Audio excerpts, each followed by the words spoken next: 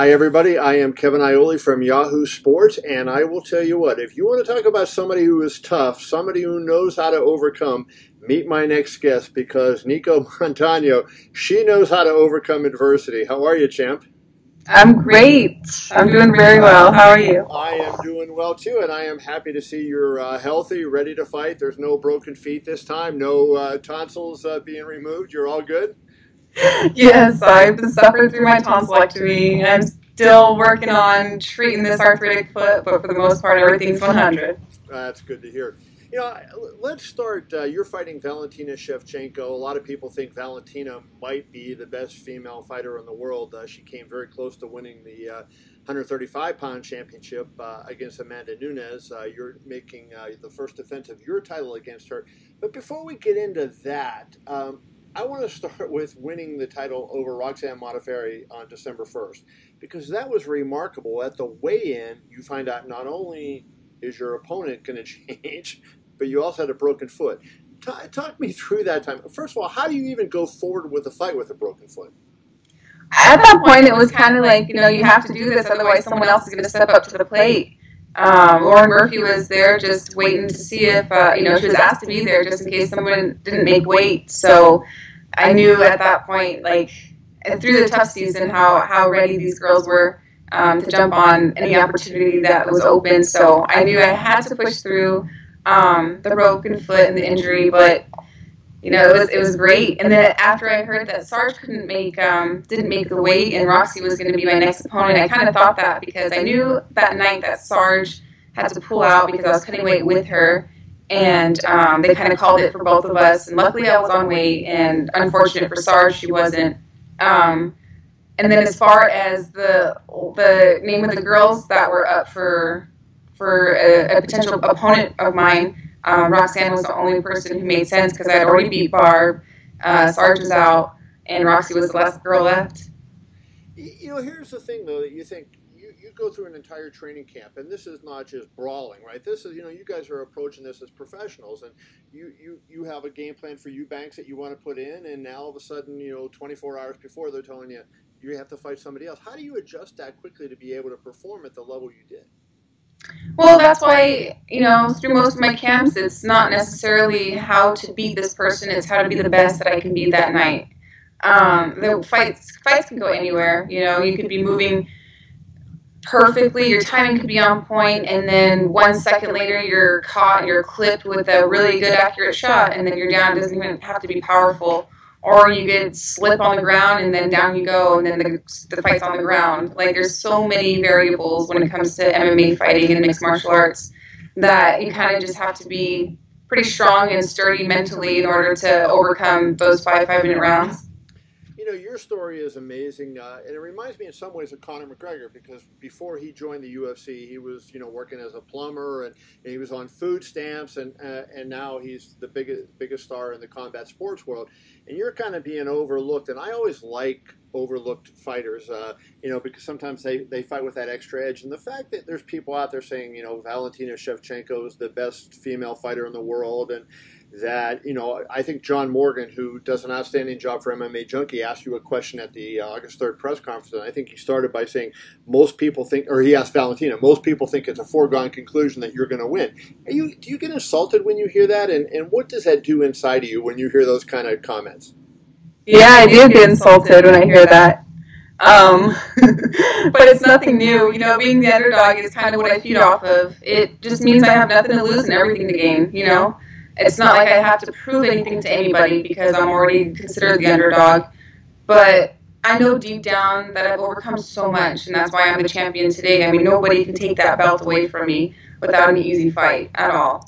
Regardless of that belt, too, just in life, there's so many things that I've had to face. And if it wasn't for fighting specifically, I don't know how I would be able to overcome these obstacles, and take them full charge and not be afraid to just of that failure on the other side of it, potentially, because who knows, it's 50-50 chance. It's either, you can either fail or you can either win, or in other retrospects too, failure isn't anything negative, it's just another way to learn about yourself and know what you can do better. Do you think because there's so many ways to lose an MMA fight. You could be dominating and lose in a second like that because of how many different ways there are to win or lose a fight. Do you think the fact that early in your career you lost, like you haven't even had a 3-fight winning streak yet and you were a UFC champion, that helped you and made you understand the fine line between winning and losing? Yeah, I think throughout my career it has. Throughout my amateur career, I had 5 amateur fights at 135, and each of those fights, it was a finish in the first round. Up until my first, even my first pro fight, it was a finish in that first round. And then my second pro fight was with Pam Sorensen, who's the one who called out Cyborg, but that was a split decision, and that's when I learned that, like, when the going gets tough, I don't back down. I learned a bit about myself that night, and then the fight after that, I learned a little bit more, and then I learned a little bit more, and I just kept going. Eventually, my King of the Cage belt, I won with the liver shot, so I have confidence in my standing, and I have confidence in the ground, and yeah, there's not a lot that can break me for sure. It was pretty inspirational to hear you talk about your rise. You were living in, I don't want to say poverty, but you certainly weren't wallowing in money. You didn't have a lot of money to spend extra, and you won $100,000 on December 1st when you won the championship. How did that change your life, and did it change your circumstances at all? Yeah, it changed my life a lot. I don't want to say that financially. Like, my financial stability is the main reason why, I keep doing this. It's also because of being able to show people that story and show people that if you just stick to it, who knows where you could be. If you put in your 110%, then you could become a champ. You could come out of that poverty, or simplistic lifestyle. And then you'd be able to, like, go and give your sister some shopping sprees before school, and your parent, there's a lot of things that you'd be able to help out with, especially when it comes to owing a lot of people back for all their financial support that they invested in you while you were putting your time in on the mats and having these kind of just rinky-dink jobs, not making enough. Can you, give me an example of how you struggled? Like, what were things you had to do without as you're trying to make it in MMA, in terms of, like, living your life, getting along in life, which maybe the average person wouldn't understand? Yeah, so, I grew up on the res, but I was trying to make it in the city, and Albuquerque is the MMA mecca, so I was like, well, we should move out there. And then I was bouncing, so I was working from 11 p.m. to 4 a.m., 5 a.m. sometimes. And Albuquerque is pretty rowdy, especially downtown Albuquerque. In the middle of the night after bars, there's, like, shootouts going on. Like, it's notorious for that. And so I'd have to walk myself back to my car, and like 3 hours later, have to find breakfast because it was like sometimes we didn't have enough money to go grocery shopping. So it's like, I hope we have oatmeal. If not, it's back to ramen for breakfast. And then hit up your wrestling practice, your AM practice, take a little nap, and then you have to hit up some other technical practice, and then your pro training, and then back to it all over again. I don't know if you know, living in Albuquerque, the late boxer Johnny Tapia, but he was a legend in Albuquerque. And about 20 years ago, I went around the nightlife in Albuquerque with him, and he said to me, as long as you stay right next to me, I can't guarantee that you won't get in a fight, but I guarantee you'll be okay. But if you get away from me, you're in trouble. And so I know what it was like. And I want to ask you just this. You said you were bouncing. What was it like? You get some of these rowdy drunks, big dudes in there, and they see a petite woman is the bouncer in the place. Did you ever find yourself, squaring off against a guy twice your size?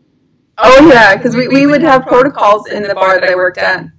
And one of them was, like, tucking in your gold chain, which is pretty popular, wearing a gold chain. So I'd be like, you need to tuck in your chain. And they'd look at me like, who are you? Like, what are you going to do? Yeah. And so I'd be like, you better tuck in that chain. There's nothing physically I could do about it, but I was ready to step up. That is funny. Yeah, you weren't backing down at all. That's why you're a world champion. Let's talk about Valentina. I mean, she gave Amanda Nunes 2 great fights. She beat Holly Holm, who was the former champion. So obviously, people know about her. What do you think it's going to take for you to beat her? What does she bring to the table, and how do you have to neutralize that? She definitely brings that wow factor. She's very quick and she's flashy. I think that my style is a little more of, like, just sturdy and strong. When it comes to technicality, though, I think I have it, and I know she does. Sometimes that can make for a boring fight if you're not flashy enough, but I've definitely been working on a couple of things, and I know she's going to bring her A game, so I think we're going to be pretty equivalent in terms of our standing and our groundwork. She, the one thing I think, you would even agree she has an advantage on you is she's been in the ring or the cage so many times. She had a long kickboxing career. She's had that many fights. And how do you overcome that? The fact that there's probably nothing that's going to go on in the cage that she hasn't been exposed to. You don't have that long history like she has. So how do you overcome that? I overcome that just by knowing the facts of what I've accomplished. I beat Lauren Murphy. I beat Barb Honchak, who was the champ in Invicta for years. My training partner, one of my training partners, Brenda Gonzalez-Means, and she's been fighting for so long. She started off as a striker, as boxing, and she's been fighting for way longer than I have been fighting. So many of my teammates have accomplished a lot of things, and they're able to help me out through this camp and through multiple camps. So, not putting myself up to any sort of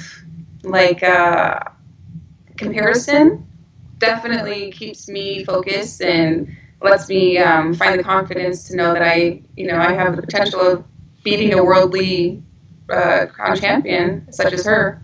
I saw your Instagram, I think it was yesterday, you posted where you weren't wearing your makeup and you said I had to do all these interviews without wearing makeup. So I guess the question is this, you beat Valentina Shevchenko and you're going to become an overnight sensation. You're going to be needing wearing makeup everywhere. Have you thought about investing in some makeup? I'm going to have to hire the UFC crew lady here. She did my makeup today. She did a really good job, so I'm going to have to just hire her around, have her follow me around. That would be awesome.